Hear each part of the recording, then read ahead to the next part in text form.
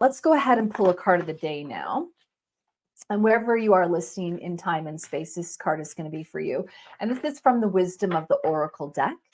And I've got the Magical Unicorns deck here as well. So I'll wrap up this particular chat with you with a Magical Unicorn. So let's have a look here at what this card is. This card is community, and this is number 8.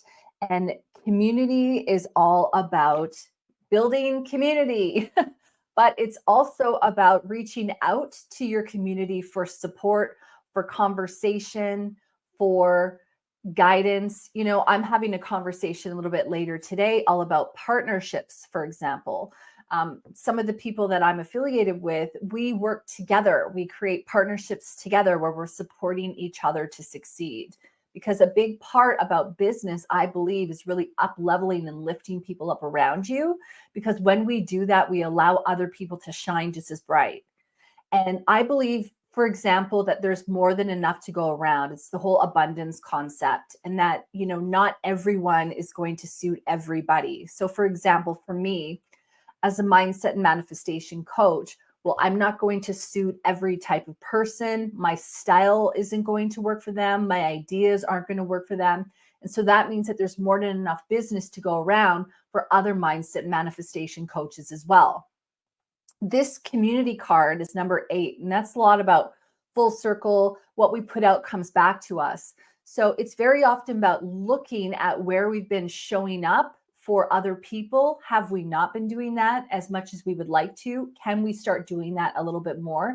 Where can we start to give and then also allow that receiving energy to come in? The universe and my guides here are really reminding us that it's a lot about when we give, we're able to receive. Whereas if we're just taking all the time, we'll become unbalanced, or giving all the time will become unbalanced. So community is a lot about community. It's not a lot about necessarily you going off and doing your own thing. It's a lot about how can you bring community together to really work towards a common goal. So that's what the message is for you too. And if you're having discord, for example, in your family system or at work, how can you rise above that? Thank you, to see from the other person's perspective. Can you look at the situation through the eyes of love, which isn't always easy, I know. But one way of doing that is going, I'm going to see the situation through the eyes of love.